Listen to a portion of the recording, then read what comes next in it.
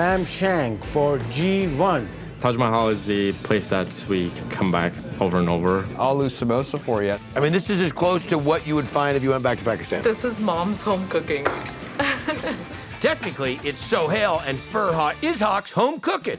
And they're not only dishing out the flavor, but they're also teaching this Western town a thing or two about their native Pakistani cuisine. It's one of my favorite types of food, and we don't see it enough. I think it gets blended into Indian, Middle Eastern food. But what is the difference of Pakistani food? Pakistan is more on the meat side, beef and lamb and goat. Karahi goat is also ready. The goat karahi is very tender, really absorbs all of the flavors in the sauce. I take the naan, dip it in, get all the juices into the naan, grab a piece of meat, just have at it. What are we making first, chef? Goat karahi. Olive oil, Ginger and garlic, the raw onion. salt in it, cayenne pepper, turmeric, cumin, coriander, fresh ginger, bone-in goat.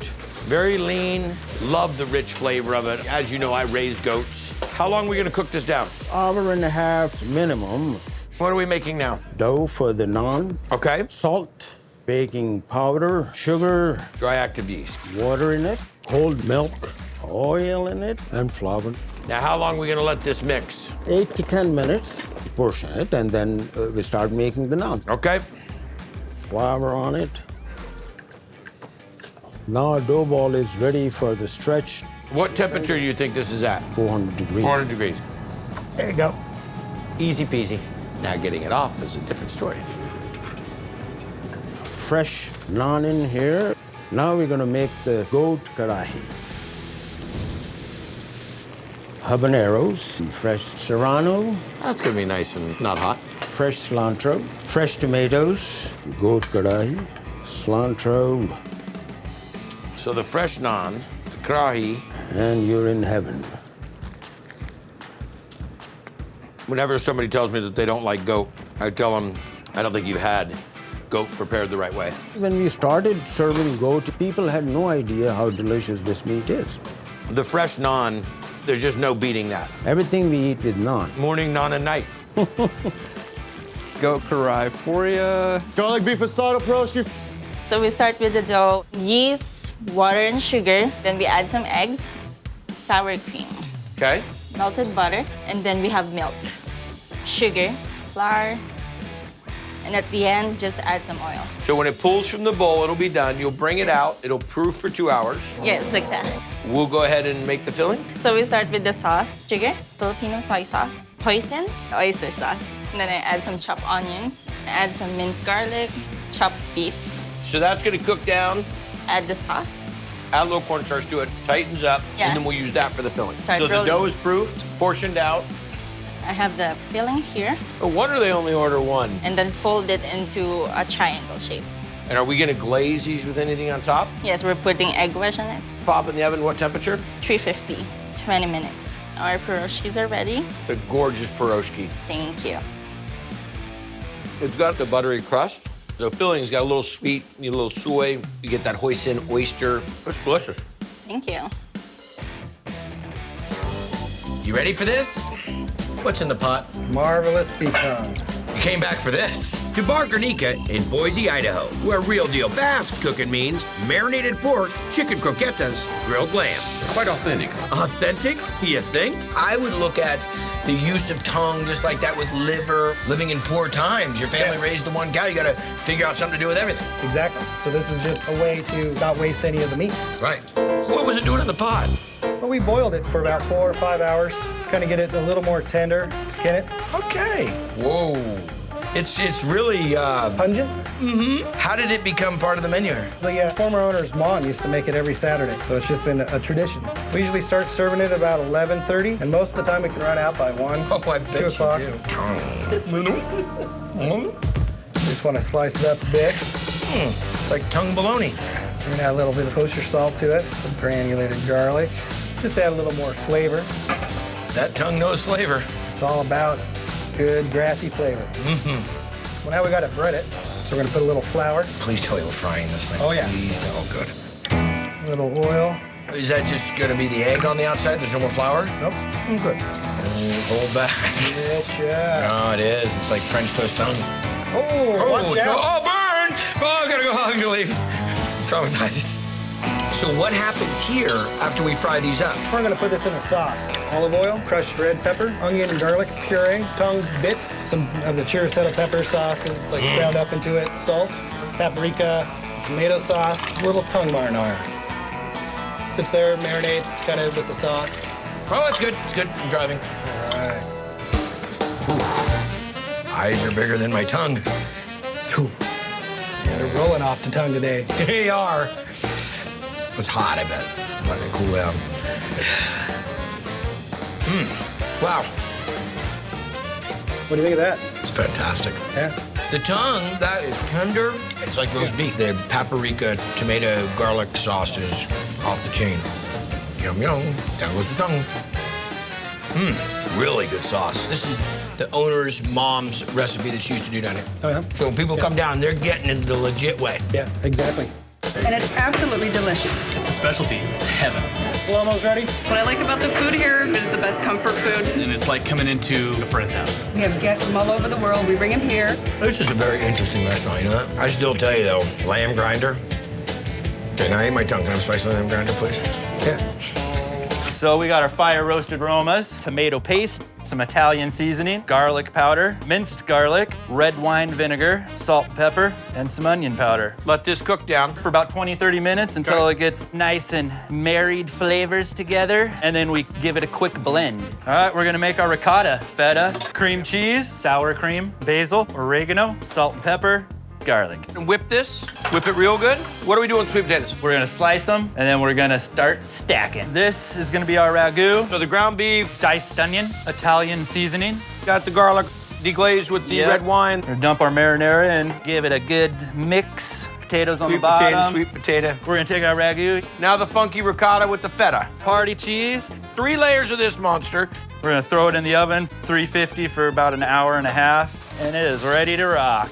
There you go. That's a super scooper. Extra marinara on there with our party cheese, and we're gonna fire it in the oven just to melt the cheese. There's our sweet potato lasagna. Dynamite. Your sweet potato holds it together. You got a hearty marinara. That's all of the lasagna you want with none of the guilt of the carb of the pasta. Out of the park, buddy. Well done. Thank you. Got your wings set up, coming over. Good down-home cooking with a little bit of a southern twist. 2 brisket platters. We love the food. The cocktails are great. Cocktails are great. That's really what it is. That's really what it is. We really like the atmosphere, so that's what really drew us in. The food kept us coming back. And that's just the kind of thing Dan Watts was going for when he bought the joint back in 2020. So he brought in Chef Tyson Mann to help it live up to its name. What's SLG mean? St. Lawrence Gridiron. St. Lawrence was the saint of chefs, fire, and food. The Montes are ready for the brunch potatoes. The Monte Cristo is delicious. This is such a different version of it, savory and the sweets. Now what are we into? Pulled pork for our Monte Cristo. We want to put a spin on it that's unique to us. So we're gonna take a Monte Cristo and we're gonna stuff it with pulled pork. Absolutely. You're a gangster. Boneless pork butt. Salt and pepper. That's it. That's it. Are we gonna let this set up for a little bit? For about 30 minutes before we put it on the smoker. How long? 6 to 8 hours. What temp are we running at? Maintain 200 the entire time. And then we'll shred it. What's up next? Very coolly. We're gonna start with blueberries, raspberries, water, sugar, salt, red wine. Simmer this for about 20 minutes. Got it. Blend it. Hit the xanthan gum, tightens it up, and we're good to go. Yes. Next up? Monte Cristo batter. It's basically a French toast batter. Milk, eggs, baking powder, AP flour. I don't make my French toast batter with AP flour. I'm gonna thicken it up. Lemon zest, orange zest. So the batter's done. And we'll grab our bread. Dredge it flat top with the pulled pork. And bacon. And then now I see cheese is gonna get involved. Swiss and cheddar? Yes. My son Ryder, this is his kind of sandwich. Savory and French toast at the same time. Very coolly. It's impossible that you could make this sandwich and then my 17-year-old could teleport from Northern California all the way here because he can sniff out. It's like a magic show. All right, Piglet, you wanna try some? Yeah. 1 minute it's salty, then it's chewy, then it's sweet, then it's crunchy, then it's cheesy. There is a lot going on. And mine's made with grilled cheese, like pork, like French toast sandwich, so it was amazing. Yeah, the Kool-Aid, that makes it. That's Coolio. Here are these Monte Cristos for you, gentlemen. The Monte Cristo is the perfect brunch item. This balance of the pulled pork that's inside of it, plus these thick slabs of bacon. And I think the batter is really important too. It's thick enough it almost feels like a grit. It's absolutely perfect. You're a therapist. Talk to me about your emotions and feelings on this Monte Cristo with pulled pork. I'm feeling all sorts of emotions. There's something very special about this restaurant. It's fresh, it's delicious. And this the 第三鲜. It's not the Americanized Chinese food. This is right up there with my mom's food. And they're Wendy Lee's mom's recipes, which she started serving when she took over this more than 70-year-old Portland icon. This is northeastern Chinese food from my hometown, Dongbei cuisine. What is the most popular Chinese food from Dongbei? The dumplings.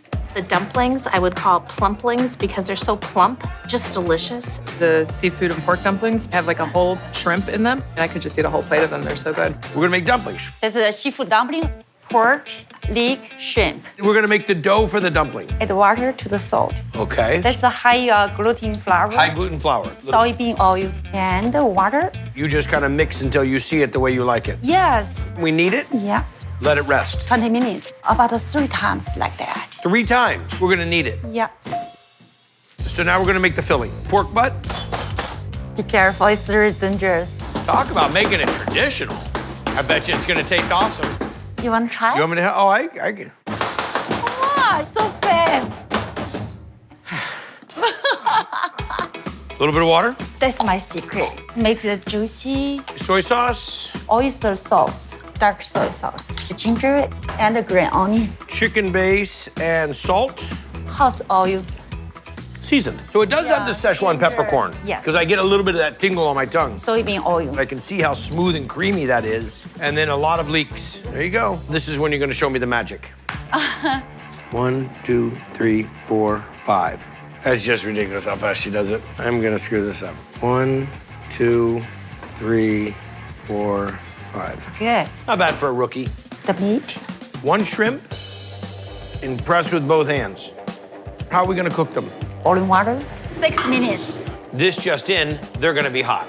Oh, that's my kind of portion. Come on. Do you know how to use chopstick? Of course I know how to use them. Oh my. I thought it was dumpling on a stick, no? And what is in the sauce? Garlic and soy sauce. So, are you okay? You understand this is like my kryptonite. It's so good. Juicy. You get the tenderness of the shrimp, still get a little crunch of the leek. The noodle that wraps the dumpling is the key. It's that pillowy, soft, but not too thick dough, combined with all of the fantastic ingredients inside of it and this delicious dipping sauce. Outstanding. Seafood and pork dumpling. The dumplings are just like little pillows of heaven. And every time I come, I'm like, okay, today I'm gonna get the 1 kind of dumpling. And I'm not gonna eat them all. Yeah, but I get the 3 kinds, it's 15, and I do eat them all. Yeah, I just had that problem today. So good. Probably about a minute left on that, Willie. Church is in session. Where do we start? Got that dough starting to rise up in there. It's a beautiful building, but the food's even better. Get a hot pie.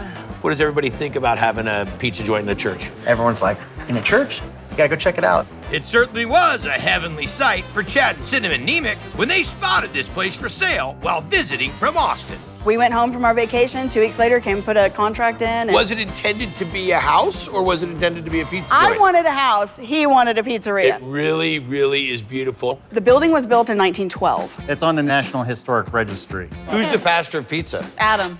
Where'd you learn to cook? Just had a passion for craft things.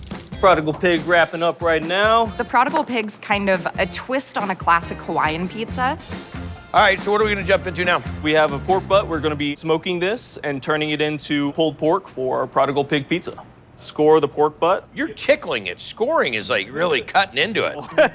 A gochujang sauce. Salt and pepper? Absolutely. We're gonna bind this up? This is a boneless pork butt, so I don't want it opening up on the smoker. Gotcha. We're gonna be smoking at 225, roughly 10 hours. Free it from its twine, break it down, sauce it with some gochujang, ready to go on some pizza. I assume we're making some dough. Absolutely. Some bloomed yeast and water. What kind of flour? A hard red wheat. What gluten level? 13.5, and then a little bit of salt. Let it mix. 2 minutes. How long is this gonna get a chance to proof? About 24 hours. Whole. Punch it down and then let it rise up again for another 24 hours. Got it. Portion, ball, let it rest. What's next? Our kalbi sauce. Black pepper, brown sugar, garlic, green onion there, ginger, grated yellow onion, sesame oil, mirin, soy sauce. That's gonna get tight enough to be the sauce on the base? Yeah. Next up. Pineapple slaw. Pineapple on pizza. I know it's a great debate. Actually, I don't care. Okay. Honestly, it's your pizza. Put on what you want on it. We got some ginger here, shallots, chopped cilantro, pineapple, serranos, add a little bit of heat. Mix that up. Are we gonna make this pie finally? Yeah, let's do it. Gonna go ahead and grab a dough ball here, stretch this out. Look at the elasticity of that. That's awesome. Let's build this pizza.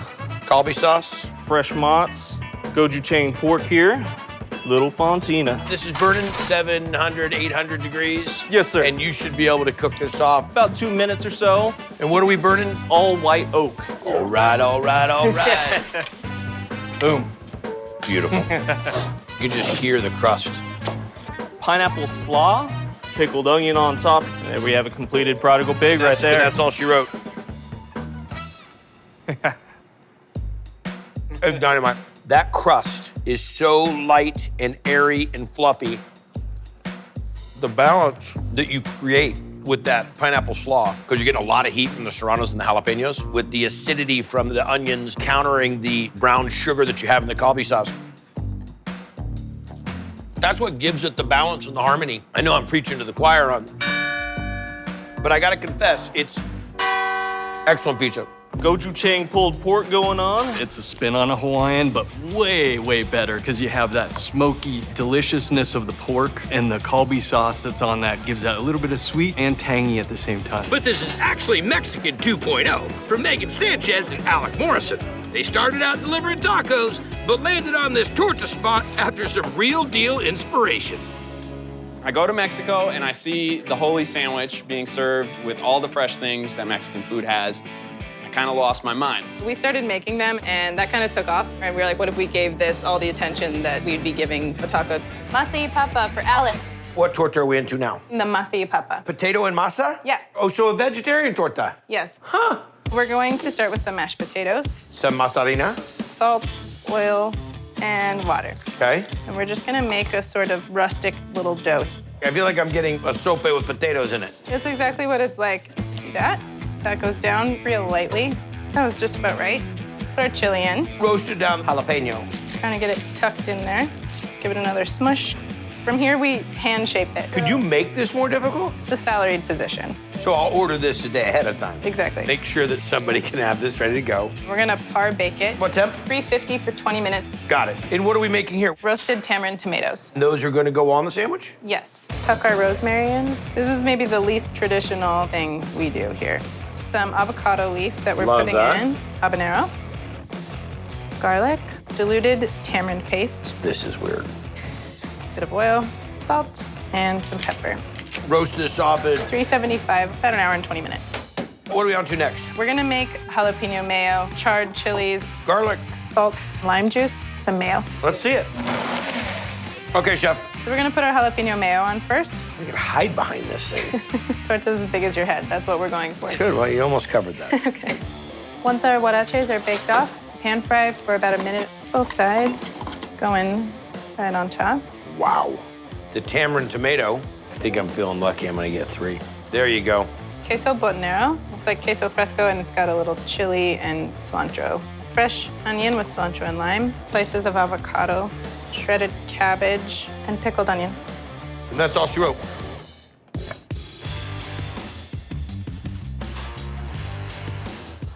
That might be one of the best vegetarian Mexican tortas I've ever had. Great crunch. It's creamy. It's spicy. It's tangy. It's rich. The acidity of the pickled onion is a must. The avocado flies right in. Then you get a little bit of fat coming through from that cheese. That's dynamite any way you slice it.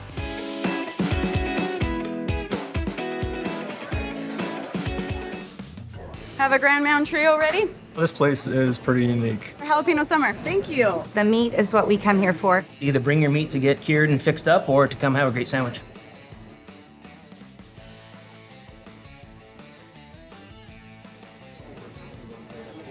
summer. Oh, I'll take. So you took over right then when your dad passed, and then you guys met? I was working at the brewery. The brewery did start here, and Yeah. then now it's at a bigger facility. Yes. But from the menu that I saw, you scratch make just about everything. We make all the meat here, except for our turkey. You always know you're getting a fresh cut of meat on your sandwich. We come in for the beer and stay for the food. Hot pastrami ready to go out? The hot pastrami on rye is another one of our favorites. You know that it's going to be good pastrami. You see it's nice and red and smoky. All right, so we are gonna do our pastrami All right, so corned beef cure. and pink curing salt. This is top round. After he gets the 8 injections. Goes into the tumbler. Okay, 5 hours, bring them out, and then dry rub them. Yes. So we got coriander, garlic powder, paprika, brown sugar. Cracked black pepper. Yes. Pound the rub into it. Right into the smoker. 6 hours, 140 degrees to 175 degrees. It's raining pastrami in Flavortown. So thin, it only has one side. This has got a good amount of smoke, a good amount of coriander, and the brown sugar, nice little kiss. Put down our buttered rye bread, provolone cheese, and our Swiss cheese, mayonnaise, and mustard. And then the meat goes on the bread, and we'll top it with sauerkraut. Here is our pastrami. Beautiful. Some mayonnaise and mustard. This is genius. That is marketing right there. How many people come and have the sandwich and they go, you sell these? Quite a few. I want to try them all. But let me just finish this up. Toast on the bread is money. The slice on the pastrami is perfect to where there's texture, but not so thin that it's just falling apart. Not judging. Provolone Swiss combo, great. And the right amount of sauerkraut. You do everything right, excellent sandwich. Well done. Now go find the sausages. Pastramis are coming off. It's really bold, a little bit juicy too. Nobody does it quite like Julie does. The little addition of the couple pieces of pepperoni to remind you of what this place is really about is awesome. What do we have? All right, this is our Polish sausage. And next is the jalapeno summer sausage. That's one of my favorite ones. That's dynamite. Teriyaki. What you expect of pepperoni with a little sweetness to it? Triple hot. That's got a little bite. And next is the garlic. It's not the date night sausage. Definitely not. The Hawaiian-style pork loin. It's definitely a destination place that people seek out. This is amazing what you guys are doing. Congrats to you. Pulling up the bootstraps and getting after it and look at the empire that you guys have built. It's been fantastic. Thanks for coming to Dick's, Northwest Sausage and Deli. Bye-bye. We're gonna make our cioppino broth first. Olive oil, carrots, onions, celery, puree garlic, thyme, pepper flakes, black pepper, ground fennel, marjoram, oregano, bay leaf, kosher salt. Next up, sugar, red wine vinegar, red wine, lemon juice, basil puree, anchovy paste for a little more fish flavor there, clam stock, tomato paste, diced tomato, crushed tomato, water. How long is this all gonna cook down for? 2 hours. I assume that you're able to just mix in the seafood that you like when you have it, when it's fresh. Yes. What are we running today? We're gonna top it with a Dungeness crab cake. A crab cake goes on top? Yes. That I haven't seen. Pre-cooked onions, egg, roasted red pepper, parsley, Tabasco for heat, Worcestershire sauce, Old Bay seasoning, Dijon, and now local Dungeness? Yep. Just a little binder of the breadcrumb. Make that into one big crab cake for me and that'll be fine. There you go. So we're gonna give our ring of just a little spray, some panko, the crab, and then panko on top. We're gonna pan fry this? Actually, we're gonna deep fry it. Time to build it? A little clarified butter, salmon, a little rockfish, salt spring mussels, white wine, lemon juice. Some of the cioppino base that we built. Fantastic. Mussels are open. A little more salt, pepper, a little parsley. Smells fantastic.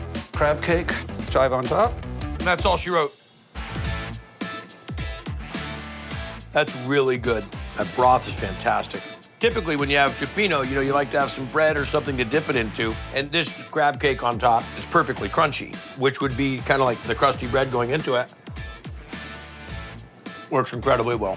Thank you, Chef, for wrecking it, because this is what I'm gonna expect now is a little salty, crunchy crab right on top. Something I didn't see coming, but I definitely would eat all day for the rest of the week. And so is second-generation owner Chuck Chamberlain, Chuck is the top man, period. who took over the joint after his parents opened it back in 1926. When Mom and Dad started, they had no idea on how to cook. But it wasn't a restaurant, it was more of a meeting place at that time. But today, folks come for the food, Mix grill up. and that's all thanks to head chef Ann Zubaidi, Steak and mushroom pie up. who cooked in restaurants around the world before moving to Canada. because I wanted to learn Canadian cooking. Hey. That's what you say, right? Hey? Hey. Now we're gonna do the roast beef, top sirloin, so I make a little scoring on the top. And then we're gonna put grainy mustard, Montreal steak spice, and we just massage it in. Roast off in the oven at what temp? 350, about an hour and a half. We've got the beef drippings. Gonna scrape all this goodness from the pan into my stock pot. And we're bringing that up to a nice sizzle, adding flour. So we're making gravy. We're making gravy. And where did the au jus come from? We make our own beef stock. We brown We do. the bones. Of course, we brown the bones, and we make them from stock. Oh, look how dark and rich and beautiful that is. That's the back of the Camaro, too. It's doing its thickening, and it's done. Now do we start slicing meat? Would you like the big one? Okay. Beautiful gravy over everything. 2 knives and forks. Go ahead. Oh, that's outstanding. Roast beef dinner.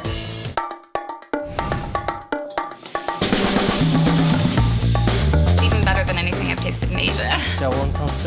Just authentic and fresh. When I'm in the neighborhood, I always stop by. You know, it's fresh every day. They do it by hand. Chicken noodle ready. The chicken noodle dish is wonderful. Today we cook homemade noodle with the chicken. Are we gonna make the noodle? Yeah. That's what I'm looking for. All-purpose flour. Yeah. This one.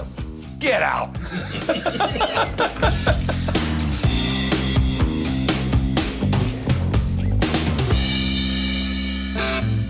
How long do you need this for? 1.5 hours by hand. We could open up a gym.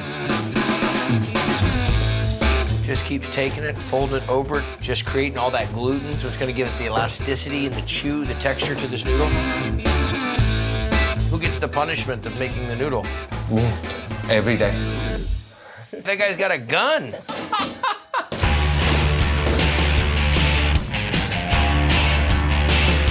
How long do we let this rest? 10 minutes. We need it again. Let it rest. 10 minutes later. Okay. Need it again. Let's rest it. Sure. Rest. Goodbye. Okay. Good night. And this is to... Yeah. Okay. Olive oil. And after resting for an hour, it's ready to cut. That big? It's like spaghetti gone wild.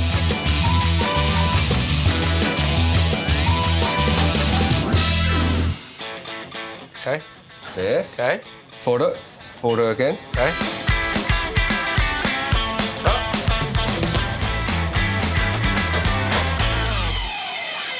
That one's terrible, Frank.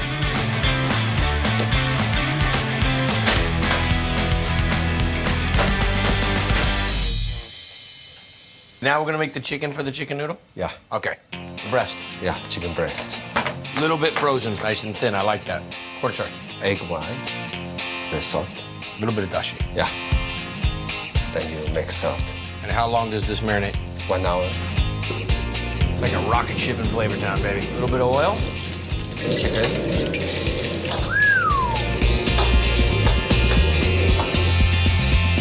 Bye-bye oil. Then we use soybean oil. A little bit of garlic. Cabbage. Yeah. Pepper. Celery. Green bell pepper. Onion. Green onion. Put the chicken in it. Chinese pepper. Red chili powder. Soy sauce. Look at that. Hot and fast, baby. Oh.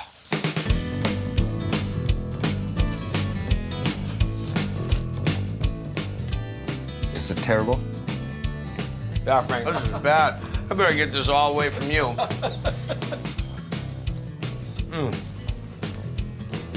This is it, you guys. You just taste some nice, fresh vegetables and these handmade noodles and the simply marinated chicken. Light. Veggies are still crunchy.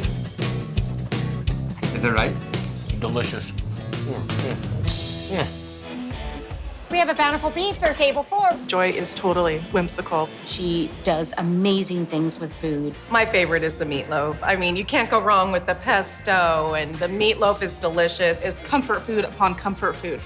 I think we're into what? A meatloaf sandwich next? We are. We're gonna start with some nice local Italian sausage, and they season it to my liking. Okay. It's all about joy. Right? It's all about joy. Grass-fed beef. I get to lick the bowl. Lots of onions, eggs from my wonderful chickens. I use gluten-free crumbs so that everybody that comes in can eat this meatloaf. Very nice. Ketchup, Italian parsley, minced garlic. Yes. Lots of Italian seasoning, salt and pepper. What is this? It's fennel oil. Fennel because oil. I really like fennel flavor. Right. So I just give it a little bit, maybe a little more, just because we can. Worcester. Okay, now we use the best equipment in the house. Our feet. Our hands. So these will get formed into little footballs and then roasted in the oven, 325 for 15 minutes. Yep. What are we into now? We're gonna make some meat sauce. Meatloaf panini gets a meat sauce. Well, why not? You're Joy and you do what you want anyways. That's right. We're gonna start with olive oil, carrots and onions. A little nice sweetness going into this. You don't need to use sugar. You can use carrots. That's how my grandfather taught me. Garlic, Italian parsley, Italian seasoning, the Italian sausage. Cook this for about 15 minutes. Some red wine, Yes. salt, pepper, ground deli meats. We got everything in there. From pastrami We to do. roast beef to salami to... I smoke the corned beef here for our sandwiches, so. Of course you do. Tomato and tomato paste. And we'll let this cook down. Yes. And the last step of this is... Kale basil pesto. Parmesan cheese, garlic in there, salt. I'm gonna buzz that off. Kale from my friend's farm, and fresh basil. Now we're gonna drizzle our olive oil in there.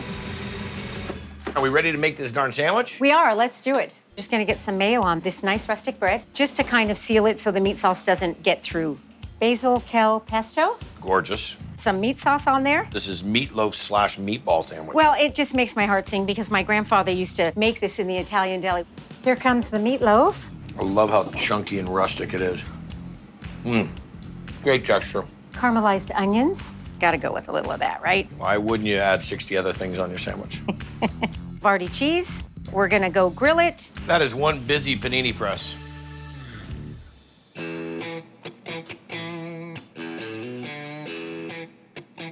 The kale basil pesto with the creamy Havarti and the caramelized onions, that is a meatball sandwich, and it is dynamite. Well, we need to rename it then. We do. One bite sings pesto, garden bright. And the other side sings old school, old world Italian meat sauce. And you get the two. Oh my gosh. Meatloaf panini. My mom's gonna be mad, but this is better than my mom's meatloaf. She uses a good crunchy crunch bread. The meat sauce really has some nice bite. The pesto just puts it over the top. Rustic Italian with smoked chicken. Once Upon a Time is like a diamond in the rough for us. Just a special place. You're outstanding. The restaurant concept is on so many levels very storybook. And you back it up with outstanding food. You're the real deal. Yay. Awesome to meet you. 2 crispy oysters and a bouillabaisse. This is the place where people who know fish come for seafood. Your oyster po' boy. They'll tell you what's available, what's fresh, what's in season. They'll tell you the fisherman who caught the fish, and they'll tell you how to cook it. And that's just the fish counter side. That knowledge is dished out by owner and marine biologist Mike McDermott. And in the kitchen, Chef Rob Clark is cooking it as fast as they can catch it. And a cod, please. Together, they take their mission seriously.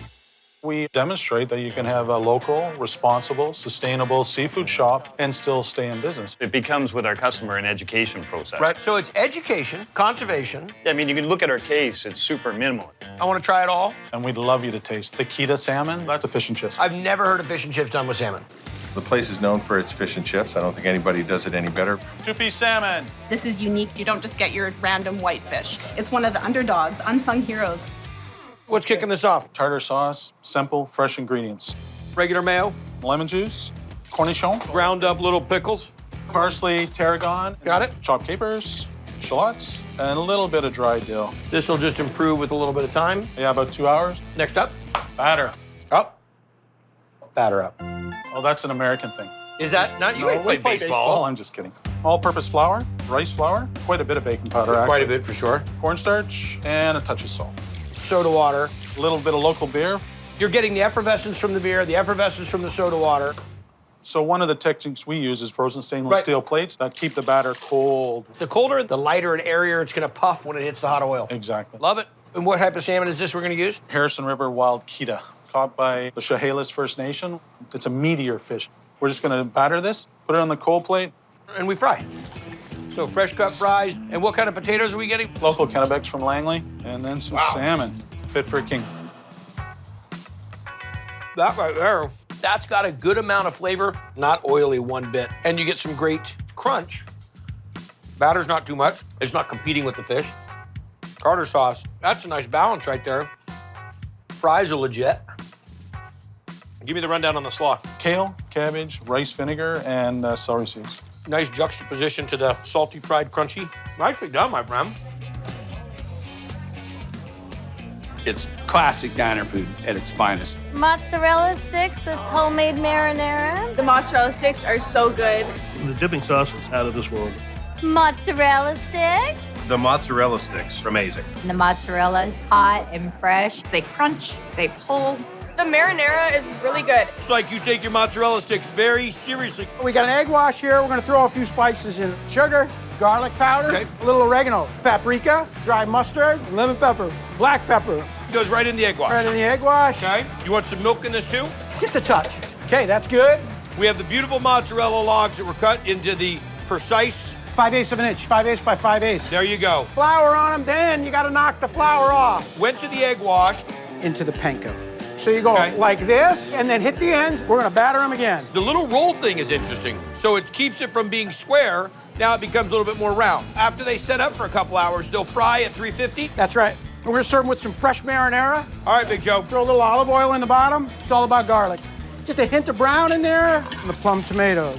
Very nice. A little more tomato. He's doing exactly what you're supposed to do. You go and rinse these cans with water to get every little last bit of the tomato out of there. A little bit of the water in there. A little salt, a little sugar, oregano, a little Italian seasoning. And we'll let this cook down how long, Joe? Just 45 minutes or an hour. Cheese sticks, a little marinara. And that's all she wrote. Ooh, that's gooey. That's what I'm talking about. The fact that you can contain all the cheese inside of this without having the blowouts is outstanding, because that's one of the biggest challenges. You fry it just the right amount to where the cheese is melted, not too oily, and you still got really nice crunch. That's a legit cheese stick.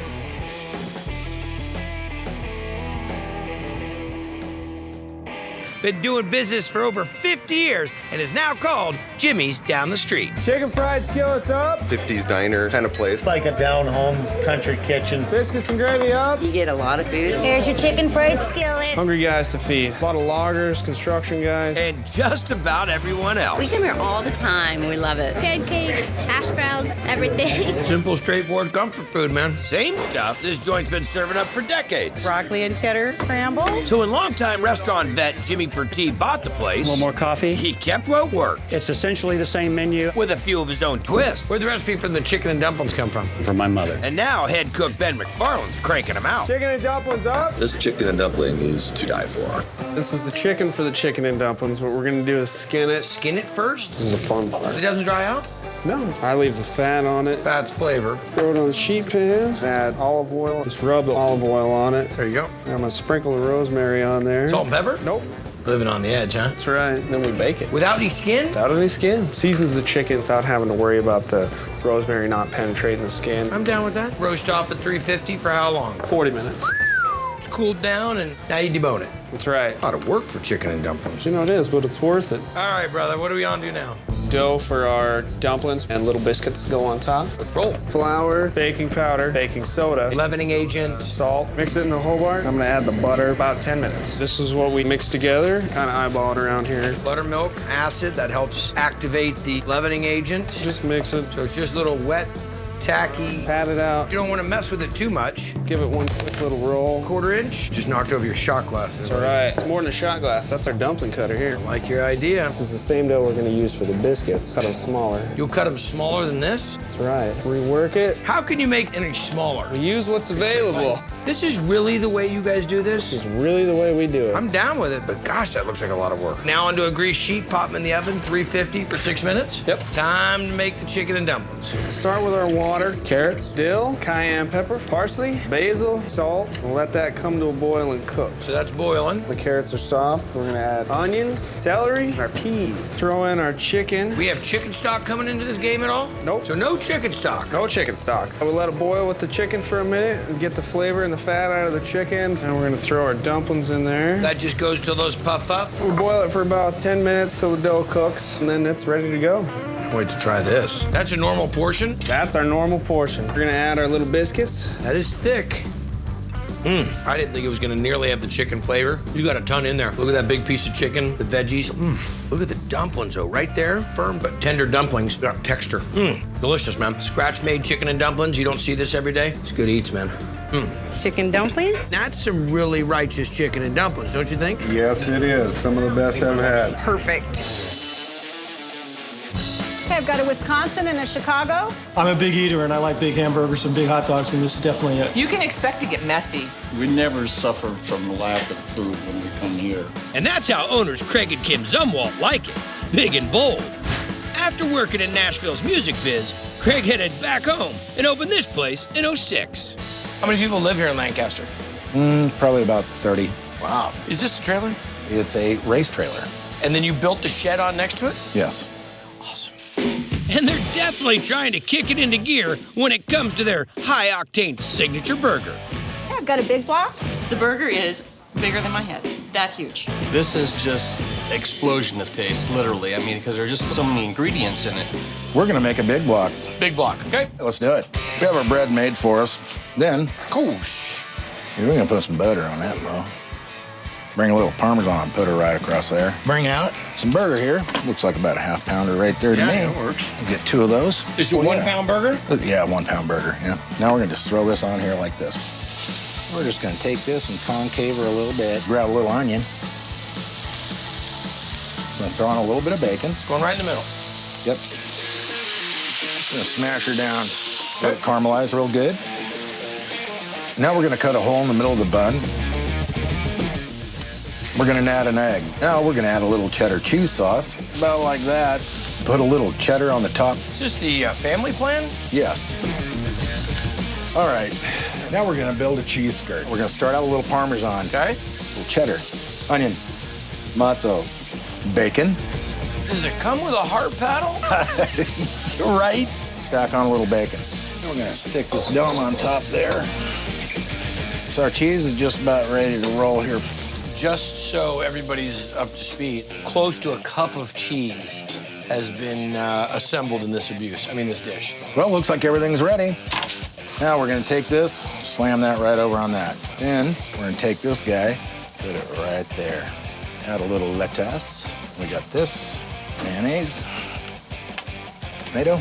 Don't overdo it. No, I won't. Mo meat. More mayo. Pickle. There we go. A little more lettuce, a little sprig of onion, big block. There it is. You have a scale? Aren't ya? 3.4 pounds. Probably all lettuce and tomato.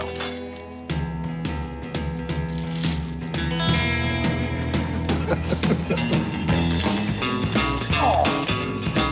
That's ridiculous. Look at that hummingbird bite I took out of it. So, well, I'm gonna take the rest of the month to enjoy this. Here's the thing, buddy. I've seen some big blocks in the design and disaster category. You pretty much are taking first place on that. I got that going for me. Which is nice. Way to go. Big block. The best part about it is the meat, it just melts in your mouth. You have to laugh when this thing shows up at your table. It's like, how are you gonna finish it all? Well, you could always take it to go, because this place also has one funky drive-through. This is a total farm community, so they drive up in everything. Horses, combines, tractors, you name it. Bo and Luke Duke come by often? Okay, I've got a party in your mouth and a fried cheese pizza. Today I'm having the fried cheese pizza. The best part is the cheese, and that's what the crust is. And what are we gonna make? We're gonna make crustless pizza. It's a fried cheese pizza. The Temple of Health. You guys should have a gym right next to this place. All right, let's hit it. Take our pineapple right over here to the grill. Boom. We're gonna take our Parmesan, about like so. Cheddar, onion, a little gorgonzola. All the members of the cheese family are showing up for this. Pepperoni. Throw a little mozzarella on there. More cheese. More cheese. Now we're gonna run that homemade pizza sauce right across here. And a little olive. Now we're gonna throw on our grilled pineapple. Then our in-house pesto. Take our dome. Voila. Cooks for maybe 2.5, 3 minutes.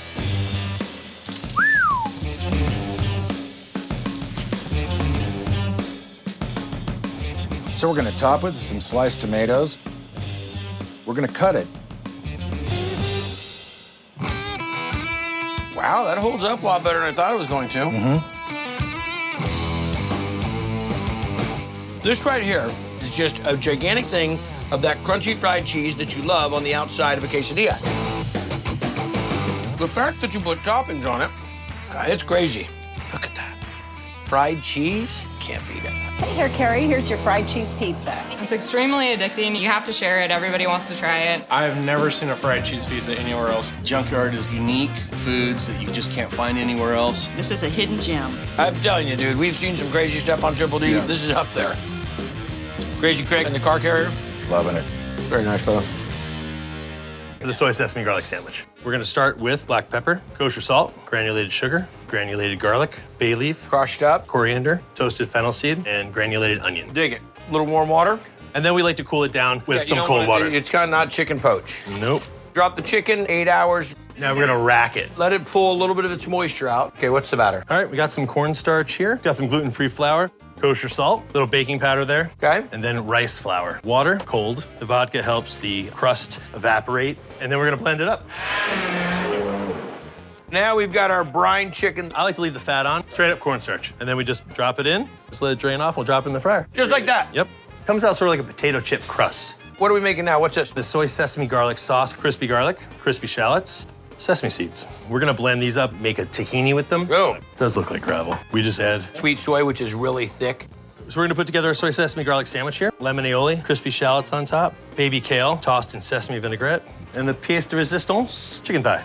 And then we're gonna top it with our soy sesame garlic sauce. That's all she wrote. I want to just get a bite of that. Wow. Brother, that's rock star. I mean, that is really rockin' chicken.